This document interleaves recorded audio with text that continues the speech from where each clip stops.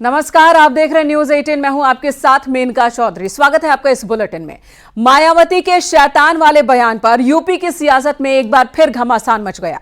मायावती ने जिस अंदाज में कांग्रेस और बीजेपी को निशाने पर लिया, संविधान और जाति का मुद्दा उठाया, अब मामला उससे एक कदम आगे बढ़ चुका है, क्योंकि इस विवाद में अब कांग्रेस और बीजेपी की एंट्री हो चुकी है। इस रिपोर्ट में आपको दिखाते हैं कि जातिवाद पर सियासत अब किस करवट बैठ रही है।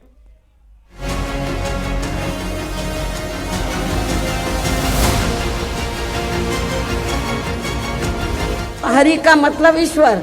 हम तो ईश्वर की औलाद होगी तो बाकी लोग क्या शैतान की औलाद है।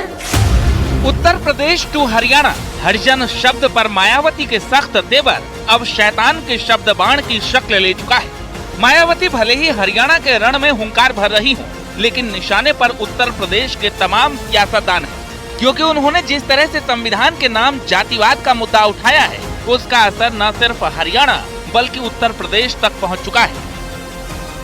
बार बार हरिजन हरिजन इस्तेमाल कर रहे थे, तो मैंने उनको कहा कि एक तरफ तो आप जाति तोड़ने की बात कर रहे हैं और दूसरी तरफ आप हरिजन कह रहे हैं।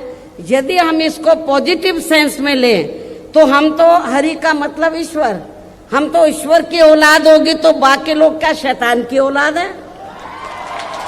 ये मैंने 1977 में जब मुझे उन्होंने ऑल इंडिया की तरफ से इनवाइट किया तो ये मैंने वहां पर बोला था। मायावती ने SC/ST समुदाय के लिए हरिजन शब्द के इस्तेमाल पर आपत्ति जताते हुए कहा कि ये शब्द अपमानजनक है। उन्होंने कहा कि 1997 के एक सम्मेलन में उन्होंने हरिजन शब्द का प्रयोग करने के लिए सार्वजनिक रूप से आलोचना की थी। ऐसे में जाति आधारित भेदभाव को खत्म करते हुए संविधान के सिद्धांतों का पालन करना चाहिए। मायावती ने अपने संबोधन में कहा कि संविधान विरोधी बीजेपी और संविधान बचाने के नाम पर आरक्षण खत्म करने का प्लान बना रही कांग्रेस के खिलाफ दलित समाज में और अन्य पिछड़े वर्ग में जबरदस्त गुस्सा है। भाजपा कांग्रेस की गलत नीतियों का परिणाम आज हर वर्ग परेशान है। नौकरियों में निजीकरण के माध्यम से आरक्षण को खत्म किया जा रहा है।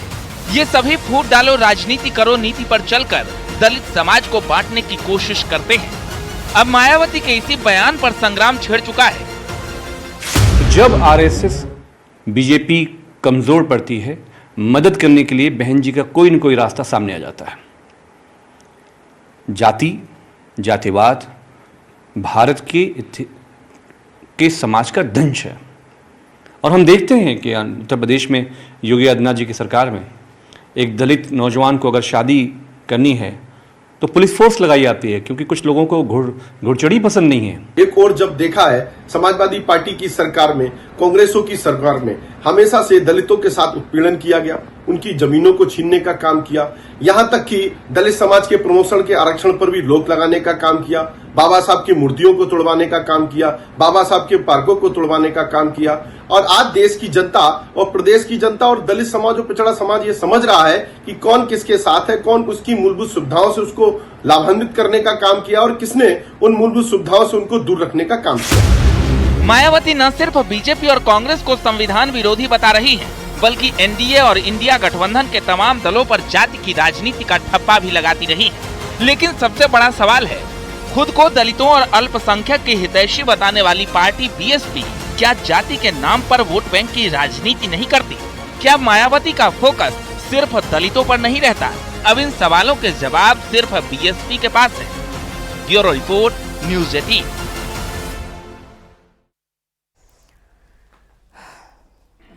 इधर गाजीपुर से एसपी सांसद अफजाल अंसारी के विवादित बयान को लेकर लोगों में नाराजगी। अफजाल के गांजा वाले बयान के बाद से साधु संत तो नाराज हैं ही, इसी के साथ सियासी गलियारे में भी हलचल तेज हो गई है।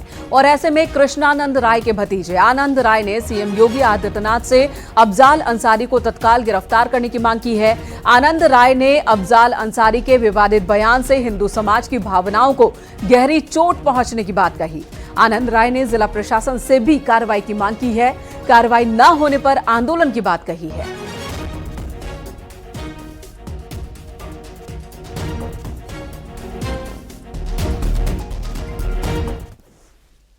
हिंदू विरोधी लोग हैं और शुरू से ही हिंदुओं का पतन करके अपनी राजनीति की है। आप लोग को संज्ञान में होगा कि समाजवादी पार्टी की सरकार में कम से कम 40 से 45 हिंदुओं की हत्या केवल मोहम्मदाबाद में, और उसी लाशों की राजनीति करके ये अब तक राजनीति में सफल हुए हैं। इनके ऊपर मुकदमा दर्ज हो गया है और मैंने मुख्यमंत्री जी से और समय लिया है। जब मुझे समय मिल जाएगा तो मैं इनकी गिरफ्तारी के लिए और इनकी सदस्यता के लिए मैंने ओम बिरला जी से भी समय लिया, और जैसे ही समय मिल जाएगा मैं ज्ञापन देकर इनकी सदस्यता समाप्त करने के लिए बात करूंगा।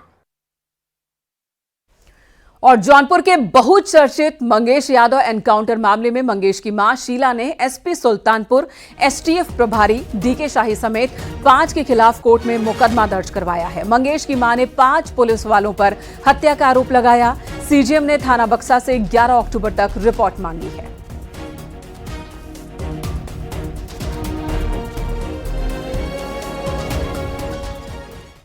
वाराणसी के प्रसिद्ध बड़ा गणेश मंदिर से साईं बाबा के प्रतिमा को हटाए जाने का मामला अब तूल पकड़ता दिख रहा है। साईं प्रतिमा को हटाने वाले सनातन रक्षा दल के खिलाफ अब साईं सेवक बनारस दल ने मोर्चा खोल दिया, जिसके बाद बनारस के सभी साईं मंदिरों के प्रबंधकों ने बैठक की। तो इस तरह से एक बड़ा मामला जो कि बढ़ता ही चलता दिख रहा है। साईं की मूर्तियां तमाम बड़े बड़े मंदिरों से हटाई जा रही हैं और इसके पीछे तर्क ये दिया जा रहा है सनातन रक्षा दल की ओर से कि साईं की मूर्ति प्रेत की पूजा जैसे है और ये सनातन में यकीन रखने वाले लोग नहीं कर सकते। सनातन के मंदिरों में उनकी स्थापना नहीं हो सकती। इधर सफाई अभियान में पूरा देश जुटा है। यूपी के हर जिले में सफाई अभियान चलाया जा रहा है और स्वच्छता का संदेश दिया जा रहा है। पीएम मोदी की मुहिम 10 साल में कैसे जन आंदोलन बन गया, उसकी झलक आपको दिखाते हैं।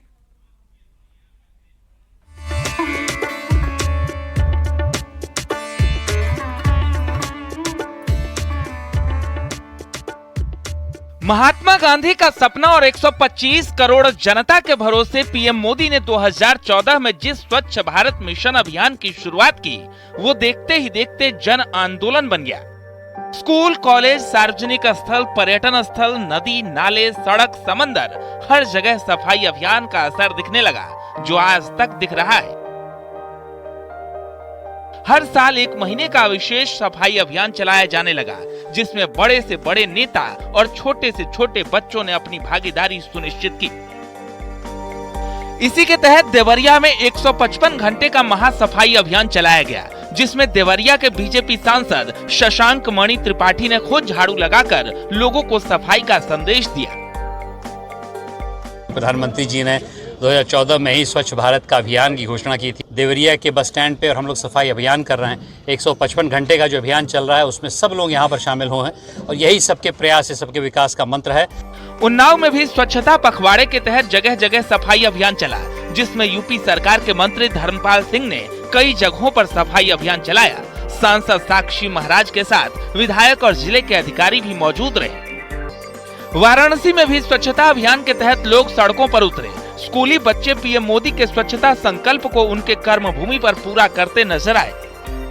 वक्त में प्रधानमंत्री के संसदीय क्षेत्र वाराणसी के एक सरकारी स्कूल पर हूं, जहां आप ये देखिए जो छोटे छोटे बच्चे हैं वो किस तरीके से अपने स्कूल को साफ कर रहे हैं। और यही शायद उद्देश्य था पीएम मोदी का कि स्वच्छता एक व्यक्ति तक, एक घर तक या एक शहर तक सीमित ना हो, ये हर किसी के जीवन में जरूरी हिस्सा हो जाए। और इसीलिए आप ये देखिए ये छोटे छोटे बच्चे, स्कूली बच्चे अपने स्कूल को स्वच्छ कर रहे हैं। यहाँ पर जो नमामि गंगे से राज शुक्ला जी हैं। राज जी, किस तरीके का ये स्वच्छता अभियान चल रहा है इस वक्त? देखिए, स्वच्छता ही सेवा हमारे लिए समृद्धि और शांति का मूल मंत्र है और इसी को लेकर के स्वच्छता ही सेवा जब प्रधानमंत्री श्री नरेंद्र मोदी जी ने एक अभियान चलाया और आज वह जन आंदोलन बन गया है। रामनगरी अयोध्या में भी 155 घंटे का महास्वच्छता अभियान चलाया गया, जिसमें नगर निगम के सभी 60 वार्डों में साफ सफाई की गई और लोगों को स्वच्छता का संदेश दिया गया। नगर निगम अयोध्या द्वारा 155 घंटे का अभियान, संपूर्ण घाटों की सफाई, धार्मिक स्थलों की सफाई, विरासत स्थल, मरण बस्तियां इत्यादि सभी पैरामीटर्स पर काम करते हुए युद्ध स्तर पर दिन रात कार्य कराया जा रहा है। कानपुर में इस अभियान के तहत शहर की सभी प्रमुख बाजारों, प्रमुख मार्ग और गलियों की साफ सफाई की गई। कानपुर को साफ सुथरा बनाने के लिए अधिकारी कर्मचारी दिन रात सफाई अभियान में जुटे।